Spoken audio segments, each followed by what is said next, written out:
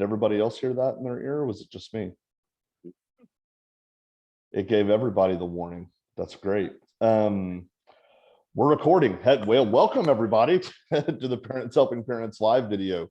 This video's coming to you a little bit different. Usually we're actually live in the moment, transmitting. I don't know what the right broadcasting, whatever that might be.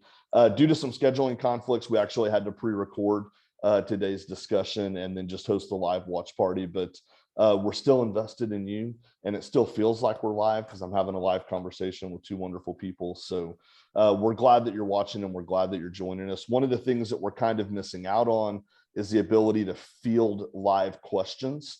And so as you're watching on the Facebook watch party, if you've got questions, if you've got comments about what we're discussing and you want more insight and more information for that, if you will ask those questions in the comments, we will come back around after Monday and read those comments and be able to answer questions at just kind of at a pace next week as they come along. If you're nervous about asking those questions because this is the internet and you don't want to comment on that, really easy. Send Parents Helping Parents a direct Facebook message and say, hey, I was watching the video, had a question, can you help me with this? And we'd be glad to answer that in a private Facebook message as well. So this is Parents Helping Parents Live. If this is the first time you've joined us or watched one of our videos, welcome. We're really glad that you're here. Parents Helping Parents is an Oklahoma-based 501c3 nonprofit organization founded by parents, for parents, primarily run by parents, and their mission is providing resources, education, and shared experiences with parents of someone any age who might be struggling with a substance use disorder. So that's the main goal. We do that a couple of different ways. We host some live chapters all across Oklahoma, Norman, Edmond, Oklahoma City, Tulsa. We've got our online presence where we do some of this work here, and we're always expanding new chapters in other places. So if you're in an area where there is a local chapter, some of those local chapters are beginning to meet in person now that the pandemic seems to, it's different every day. It seems to be waning today. We'll see what tomorrow holds. But some of those chapters are going back to actual live face-to-face meetings. A lot of those chapters are hosting private Zoom conversations with chapter members where they're having the talks like they would normally. We've all experienced that change, but we'd love for you to join one of those chapters if there's one in your area. There's nothing better than being in a room with people who are offering loving and caring support. And so we're really happy that people join us for these live streams and connect with us online, but we really want to encourage you that if it's possible, get with one of those chapters. You can find information about all of those chapters and when they meet, both on our Facebook page at Parents Helping Parents Inc. or on our website, www.parentshelpingparents.info. So just as a reminder, any outreach that Parents Helping Parents does should never be considered a substitute for legal advice, professional counseling, medical advice. All of those things are wonderful. We think you should get those if you need them. That's just not our role. Our role is a support group that offers our experience. So a lot of us have been through similar experiences. A lot of us have had similar questions. Some of us have been able to find some answers, and that's what we're here to do, is just to share what we've learned along our journey and be of any support as we can. So that's the spiel. And now we're here. So I've got really two wonderful people that are going to be joining us for the conversation tonight on parent perspectives. So I'm going to allow them to kind of introduce themselves and then talk briefly about their story before we move on to really answer what I think is three really important questions for parents to be both asking if they've got a family member or a child that's struggling with substance use disorder, but also getting those answers from some people that have walked that path. So Robin, we'll let you go first.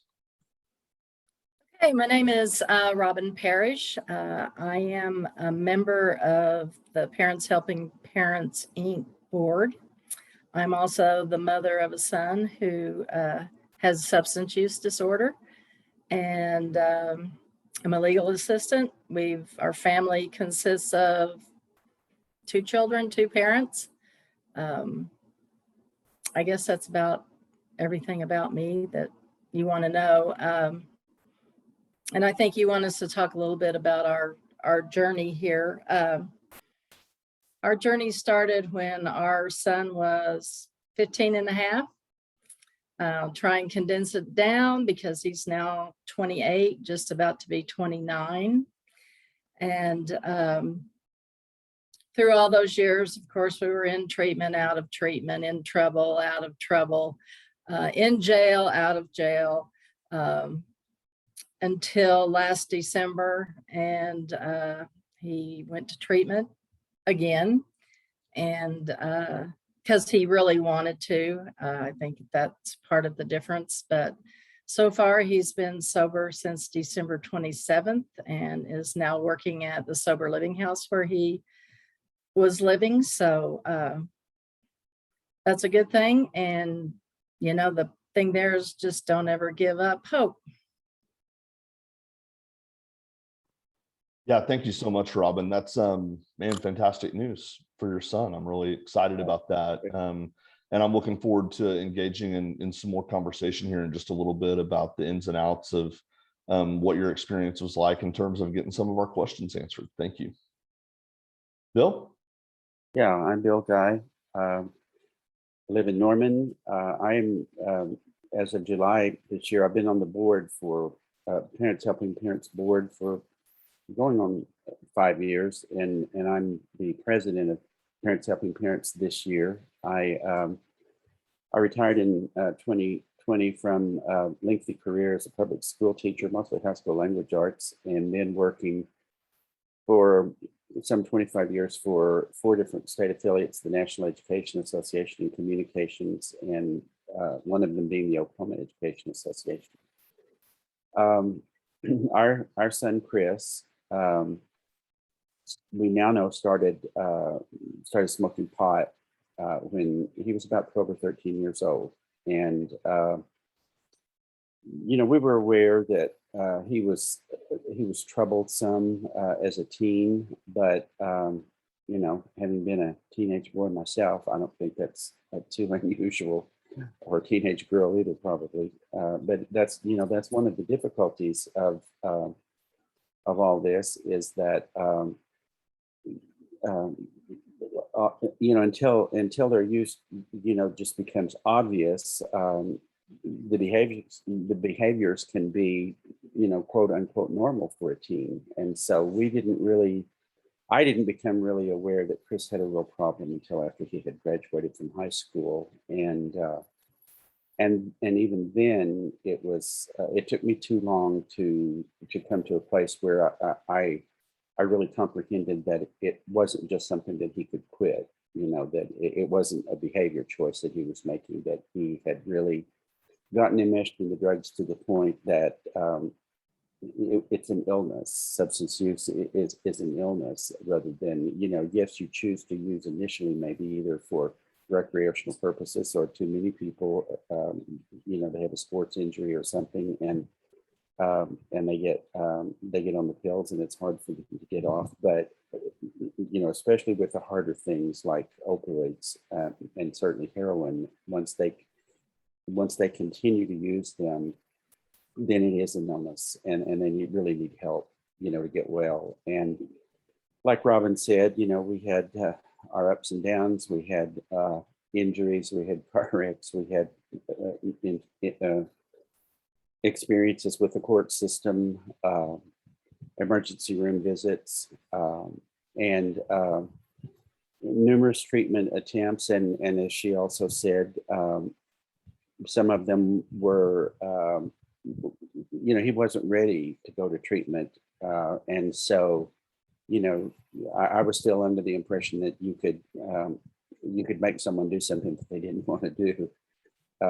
And took me too long to learn that as well. But it was an extremely difficult period of time, about 18 years, a lot of trauma, a lot of drama, and he was back in treatment, and made and was doing well. And this was the first time really that he had gone into treatment that I feel like it was his decision to do so. And he was doing really well. And about 3 months in, he had reached a place where he could check himself out to go to a nearby convenience store to get cigarettes or snacks or whatever. And for whatever reason, made the choice to use again. He had been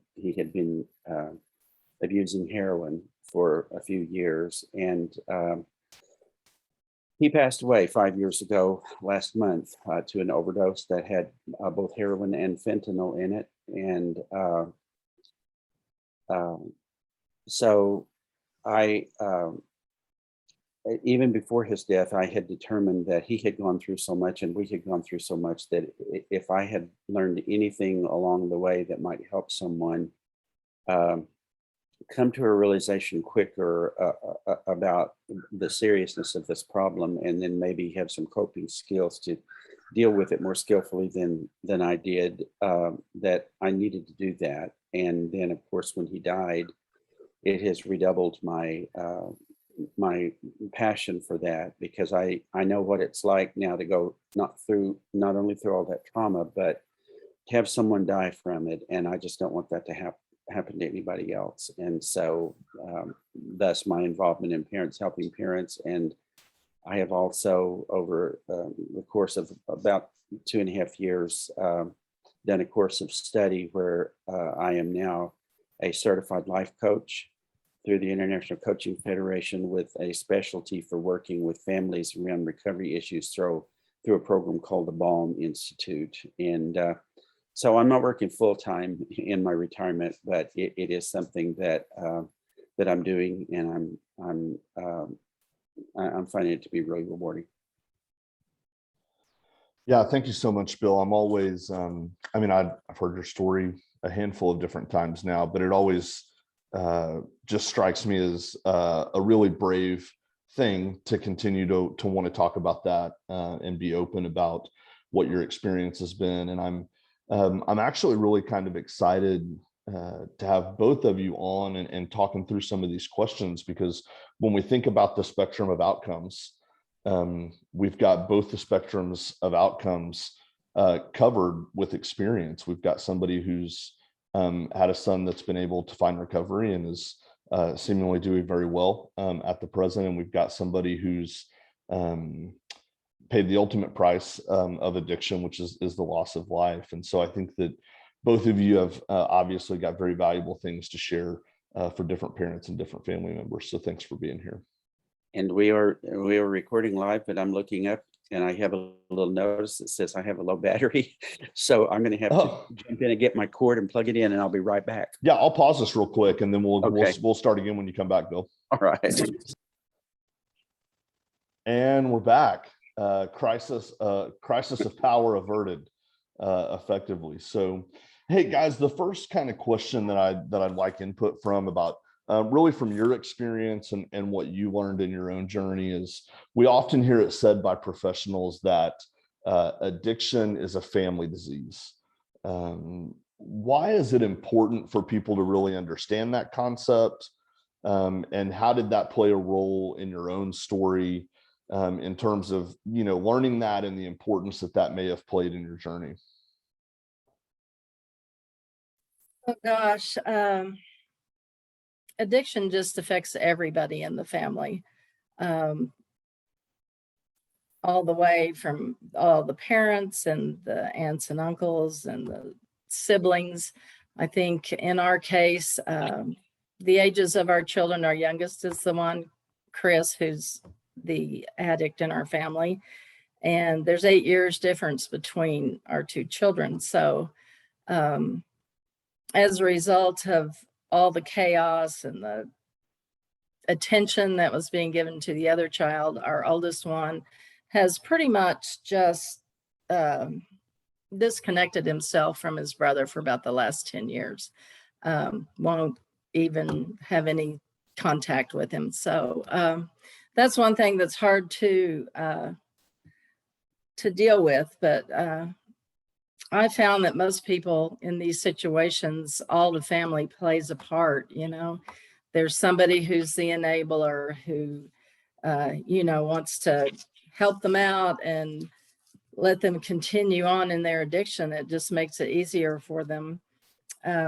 Parents are crazy. When I think back now of all the stuff that we did that I would never do under normal circumstances, following your kid around and looking at their phone and searching their room, and you just make yourself nuts. So that's one reason it's a family disease, because everybody has some kind of trauma from this experience, I believe. And it's just hard to deal with on a day-to-day basis unless you can find some kind of help for yourself and your family and your loved one. What was I going to say?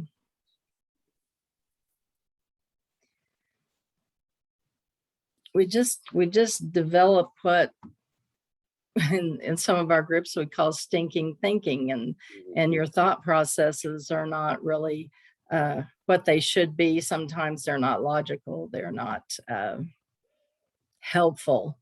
And so you get sucked, everybody gets sucked into this, what's going on, whatever the drama of today is.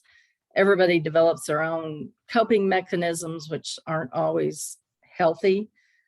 Some people just retreat, some people act out, and then you still have the addict doing all the crazy things that they're doing that you're trying to deal with. So it's definitely a family disease. And when you look back and see all the things that got on and everything that you went through, when you get on the other side, you're just kind of shake your head and you understand that this is just an insidious disease that finds its way into everybody's being, how to cope and deal with the addict and all of that. So it can cause other children to have poor grades at school.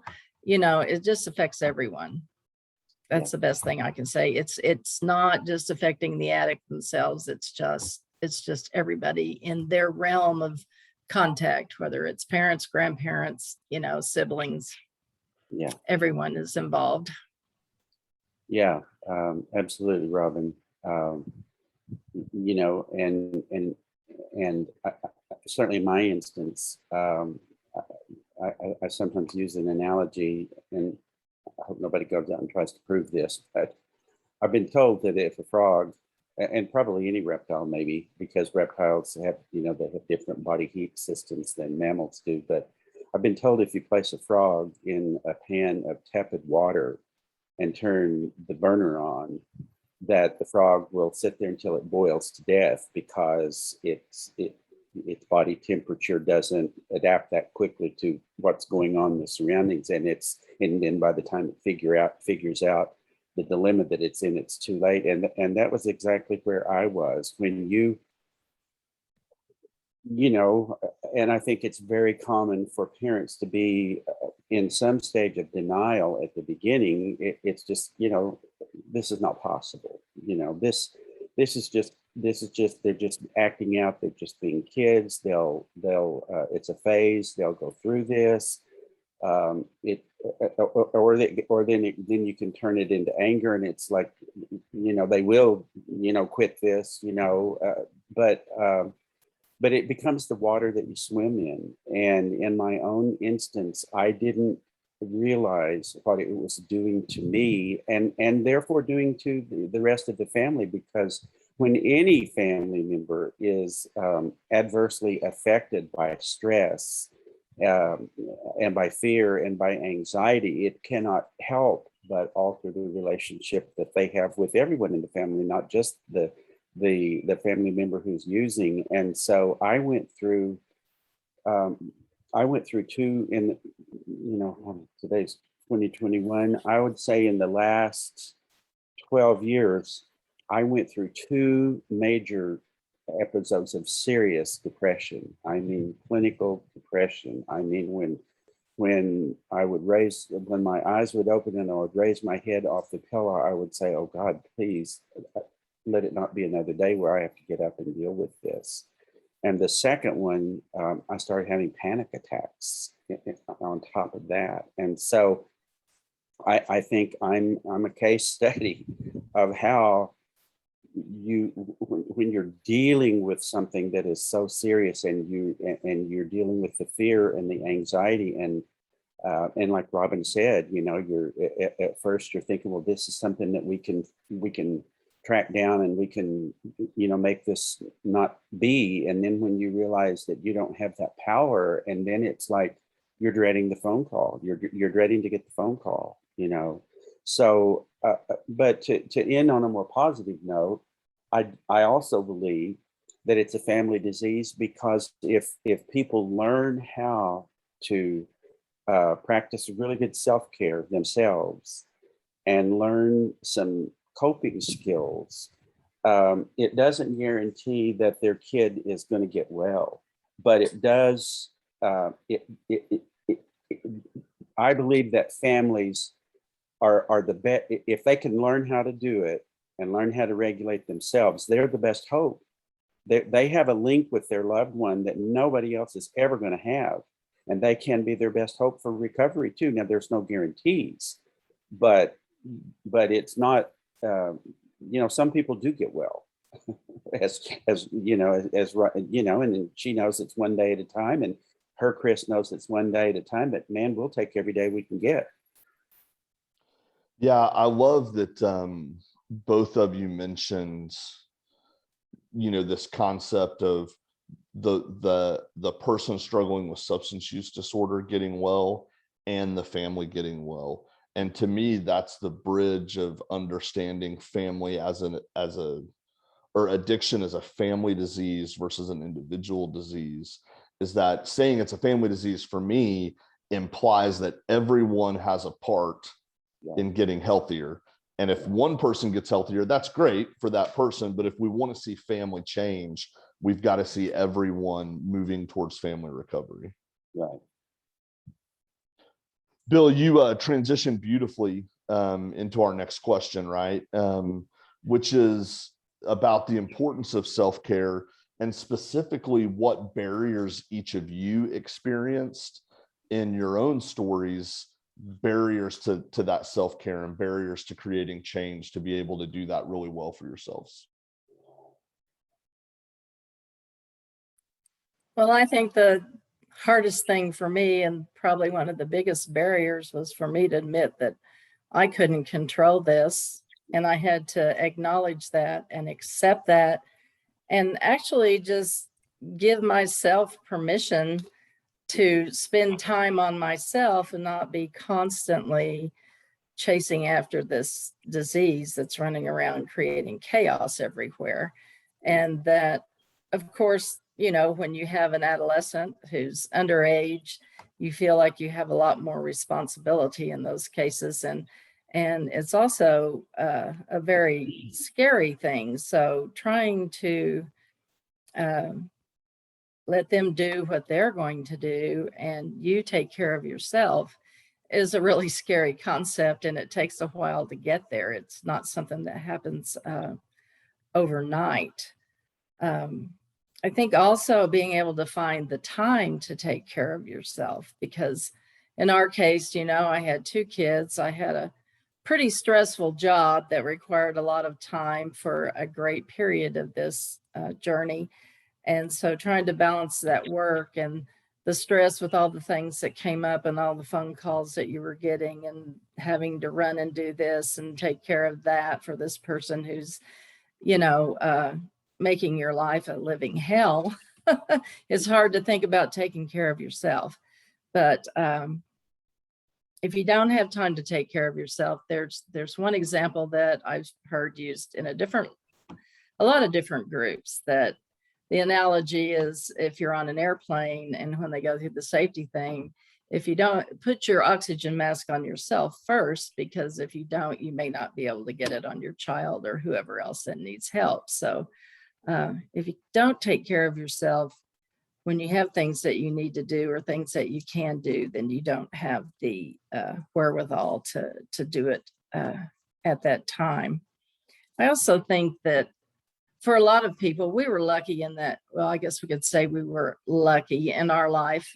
My sister's husband is a LADC counselor, been in recovery for 30 years. So we did have ready access to someone who could advise us and at least, give us some information that we needed. A lot of people don't have that. And I think that being able to educate yourself and find those resources that you need is a big barrier to people, because sometimes it's much better now, but when we started 15 years ago, it was really hard to find different resources. Where do you go? Where do you send them? What do you do?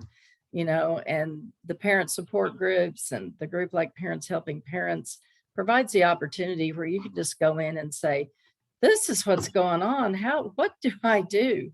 Now, we might not tell you what to do, but we'll give you examples of things that we have done and what's worked, what hasn't worked. But I still think that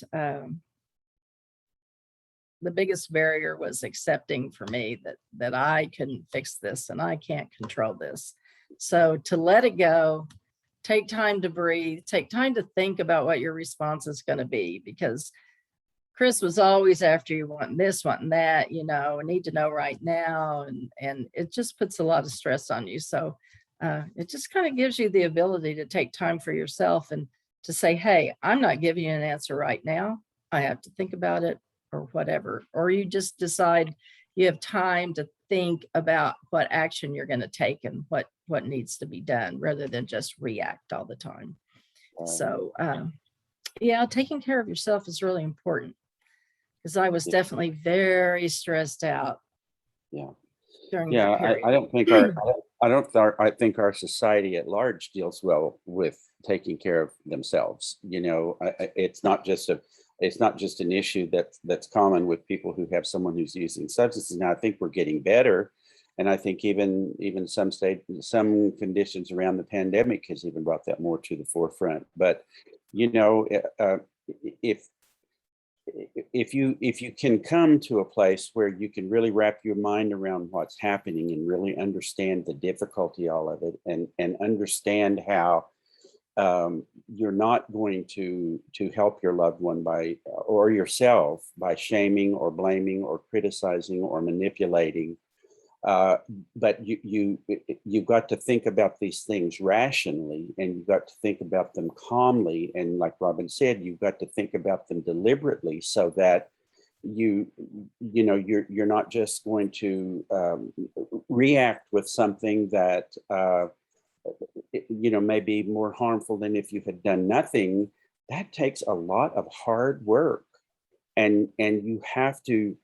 In my own instance, I got some therapy. I realized that I got particularly some cognitive behavior therapy, which really helped me, reflect on and think about the things that I was most afraid of, and realize, as Robin said, that I really couldn't do anything. I couldn't fix it. I couldn't make Chris get well.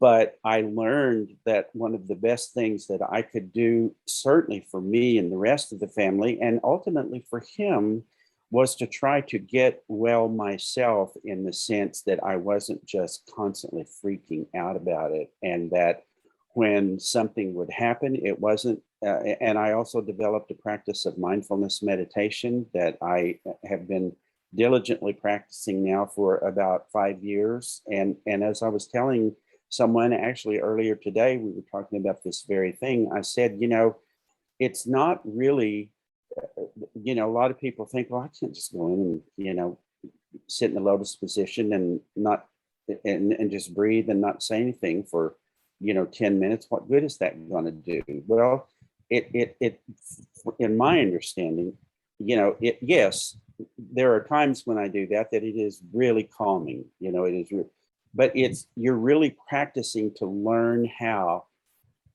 to be calm in the moment, so that then when you're off the cushion, as they say, and it hits the fan, you have practiced it enough that it's like, okay, I'm just going to settle down. I'm going to pause. I'm going to settle down here. I'm going to take a few deep breaths. I'm going to deliberate about this.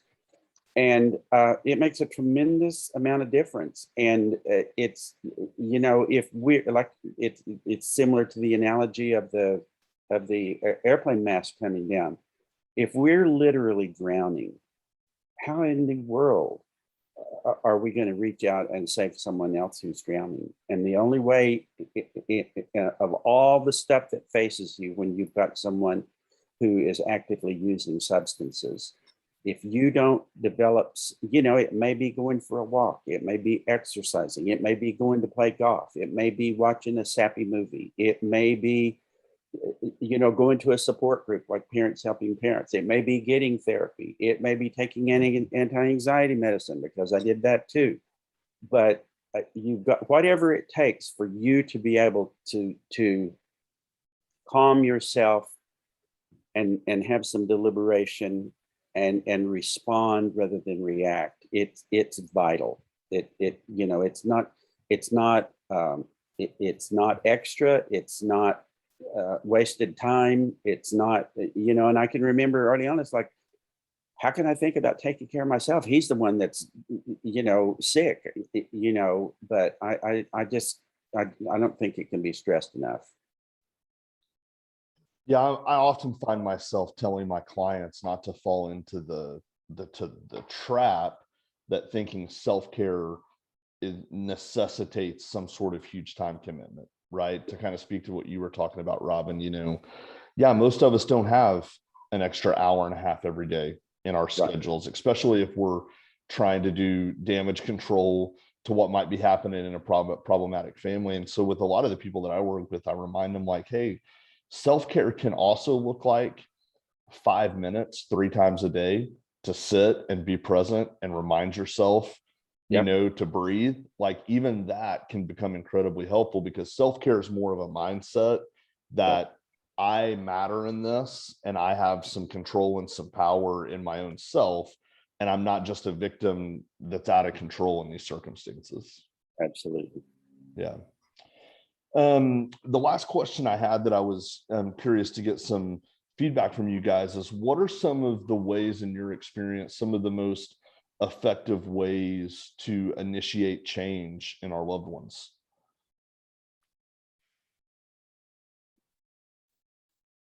I think a lot of this, one of the main things that it kind of goes back to some of the stuff we were just talking about, is if you can find education, get educated about the disease, how to handle it. And then when you get in the situations with your child where they're always stressful, how to respond. Being able to respond in an appropriate way, which I have always found that with being a parent, sometimes in helping a person who has substance use disorder, it goes against everything that you thought you had been taught about being a good parent. Because, you don't always just do what your son wants. You have to actually think about it, set some different boundaries, and respond in different ways. I know in our own situation that early on, when, usually I would be mad, there would be yelling, there would be all kinds of chaos, and I just would contribute to it. And after he went to treatment the first time, and we started going to Al-Anon and parent support group and Parents Helping Parents, I was able to, like I said, learn and say, okay, I'm going to stop and think about this for a minute, whether it's whether it's an hour, whether I get back to you the next day. But Chris, the first time he got out of treatment, I think he was sober for about a week and a half. And so, of course, we had a contract. And when he came home and, he knew we found out about it, we knew what our response was going to be because we had written it down ahead of time. We knew what it was going to be. And so we just went to that contract, talked about, okay, this is what you agreed to. And he just looked at us and he goes, what is wrong with you? Because we weren't behaving in the same chaotic manner. So I think that being able to learn the different tools that you need to deal with these addiction issues is very helpful. Education is very helpful. in that regard. That's, just part of changing your own behavior. Yeah. When he first came home from treatment, it was like, well, you're going to get a kid back that's sober, but it's still going to be the same kid. And I was like, oh my God, are you kidding me? It's going to be the same kid, which is very true. They're sober now, but they're still the same kid that you sent to treatment. So changing your behavior is a good way to get them to change their behavior in some ways, much more than all the negative communication and like you said, Bill, shaming and blaming and losing your temper. Along with that, in education, I think the hardest thing for us to do was to set a boundary and stick to it, because you have a right to feel comfortable in your own home. And if you're not, then you need to be able to set the boundaries that you need in order to feel comfortable. That doesn't mean they're inflexible. It's not like a brick wall. Sometimes, depending on situations, they bend and they sway. But, for so many years, Chris just trampled every boundary we put up, and we didn't do anything about it.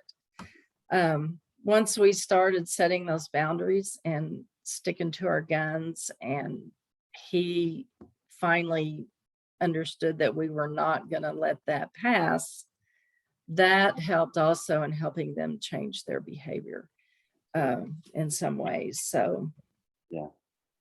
And, by not enabling them and letting them suffer the consequences of whatever their behavior was.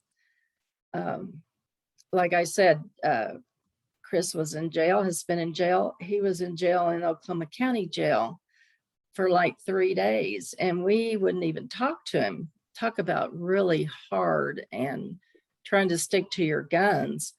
And my husband's an attorney, and he sued that jail before, so I knew how scary it was for someone to be in Oklahoma County Jail. But we stuck to our guns. We finally did send a criminal attorney that we know to go down and visit with him. And we did leverage him into treatment at that time. You can either stay here till you can get out on your own recognizance, or you can go to treatment, and he went. Of course, it didn't stick, but and I think a lot of people think that treatment, if they don't come home and stay sober, that it was a waste of time and money. But I don't believe that, because every time they're there, they have a period of sobriety, which helps the brain. Also, they learn tools, all those kind of things that they have in their toolbox if they want to pull them out and use them. It's just a matter of if they want to use it. I also think people are afraid of open, honest communication when they're dealing with an addict, because you're afraid, I don't want to do anything that's going to, set them off or whatever. But I think being honest and on both sides in your communications, rather than being negative and that kind of thing, is always a better way to communicate. And I think they will listen to you better if you're not just being angry, and you can calm yourself down and talk about how you really feel and what you need, and that kind of thing is always helpful. And the last thing I'll say is you got to be positive. The boundary that we set, especially after he was an adult, was that, we're going to be clear. We will do anything that helps you in your recovery. We will support that, but we are not going to do anything that will enable in your addiction. Whether that means buying them cigarettes or paying their electric bill or whatever, because that just frees up money so they can buy their drug of choice. So we were very clear about that, but we also wanted to be supportive at the same time. So, that's kind of a hard line to follow, but for us, I think that was finally what did the trick for Chris. And also, I think Christopher actually really scared himself, because I think this last time I was sure that if he didn't get into treatment, that he was probably going to die. He was on heroin and fentanyl, like you said, Bill. So I was terrified But I was like, you are not coming in my house. I can't do this anymore. You're not going to drag me down this rabbit hole with you. I have to disengage. So it's not hard, not easy, and it's scary, but sometimes it's what you need to do. Yeah. But I think those things are some things that you can do in changing your behavior and how you communicate and what boundaries you set that will affect some kind of change in your loved one. Yeah. Yeah. Excellent, Robin. I'll just add that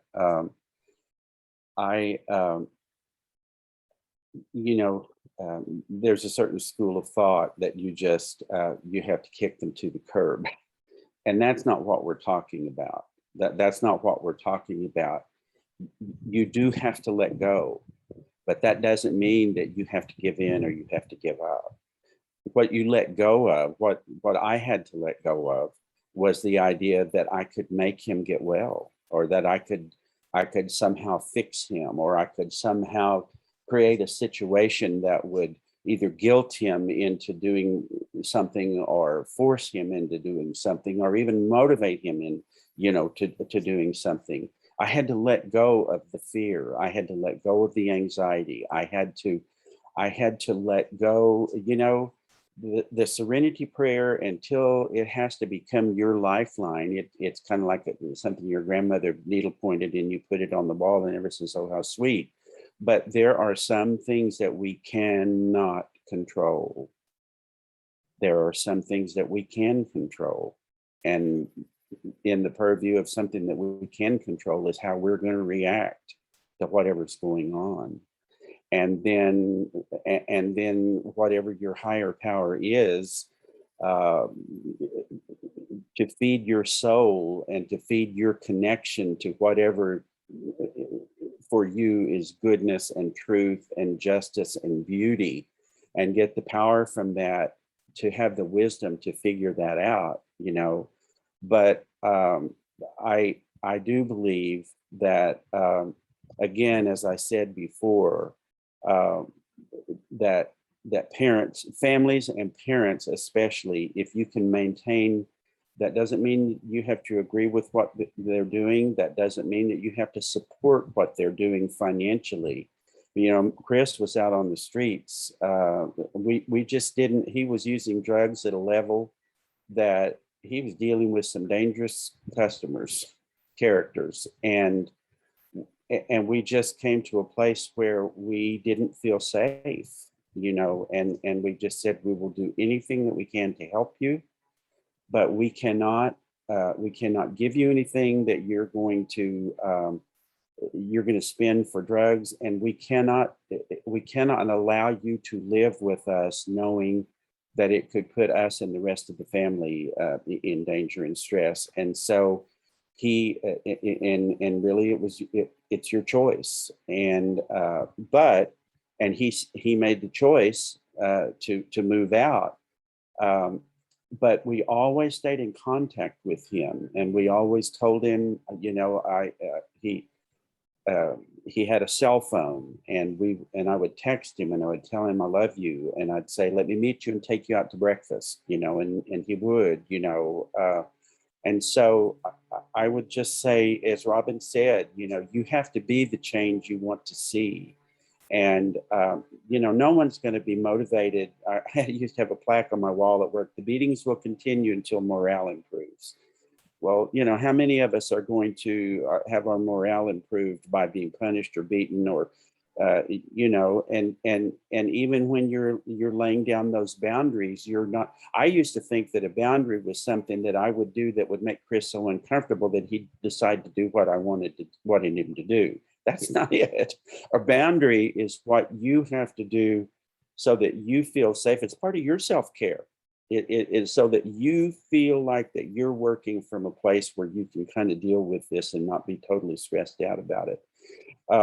And so there are things that you can do, but I think no one is going to get well until they decide to get well. And then once they decide to get well, sometimes it may be because they realize that they have dreams and aspirations. If they continue to do what they're doing, that they're not going to be able to fulfill them.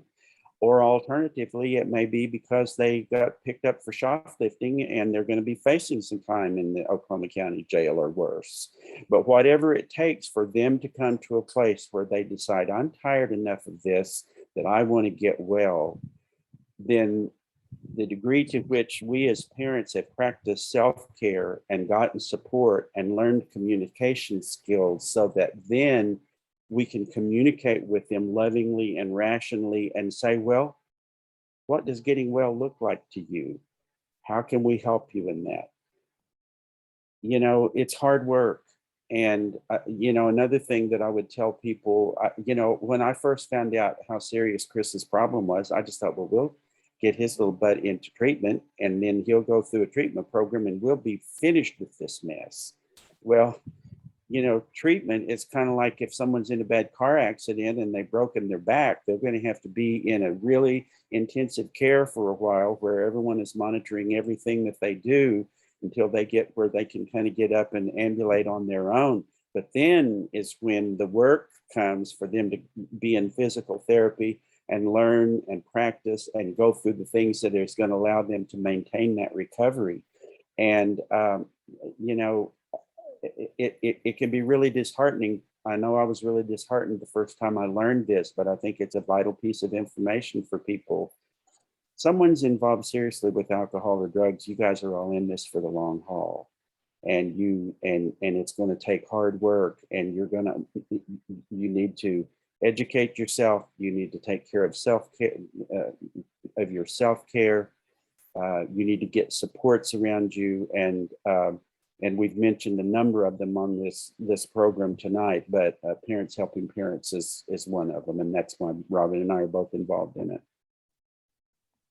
Yeah, man, thank you guys. The number one thing or the big takeaway that I really heard from each of you is that the biggest way to affect change in someone else is to change us. Yeah. To change me. That's where my power is. That's where my control is. And I can try all day long to change my struggling loved one, and it's not going to happen. Yeah. I've got to work in my zone. Well, and Derek, it's like, I heard someone, an author whose name I can't remember right now, but I read that this week and I thought, God, that is so true. He said, everything that I ever let go of has claw marks on it. Yeah. And you know, the thing of it for me, and I hold this out as something at least for people to consider, is I came to a point, well, and I know you did too, Robin, I'm sure everyone that really gets in and does the work, you come to a point where you realize that it's a real distinct possibility that your child might not get well, and especially if they're doing something really heavy that they could overdose. And so it's like, you know, I came to a place and it was like, if I have no control over or not whether Chris gets well, then what do I have control over? And that's what, out of this awful situation, what can I do out of it that even if it doesn't help him, may help somebody else? And I'm not saying that, you know, that's what people's answer is, that you get involved in this to the degree that I am. But I think that it's really healthy for all of us to contemplate, you know, what could be the bad situation, and if that happens, then what am I going to do then? Don't wait till it happens. You know, that didn't mean that we weren't devastated when Chris died, but I do know that the work that we did ahead of time put us in good stead to be able to cope with that. And I just, you know, but there's hope out there. I want to end on a hopeful note. You know, my cousin, one of my cousin's husbands drank from the time he was 14 until he was 65 years old. He'd never gone to any kind of treatment thing for it. He got a medical diagnosis that made him decide that he wanted to get well. He went into a 90-day treatment and he's still clean. And that's been about 2 years ago. So don't ever give up. Yeah. Don't ever give up. Yeah, for sure. Man, really, thank you both for a couple of things. Thank you both for taking time out to do this and to share your stories and for your vulnerability. But also, thank you for the work that you guys do for Parents Helping Parents and all the other little things that nobody even knows about that you do to help families and help individuals who may be struggling It makes a difference in people's lives to have people that are willing to give back and people that are willing to share. So thank you guys just for being here and for being a part of things. All right. Thank you. Hey, thanks everybody for joining us. Thanks everybody for watching. We appreciate it. We're back the first and third Monday of every month. So be sure you join us next time and we will be back at it. So until then, enjoy the fall weather. Hopefully it continues and it doesn't get hot again. So we'll see everybody next time. Thank you.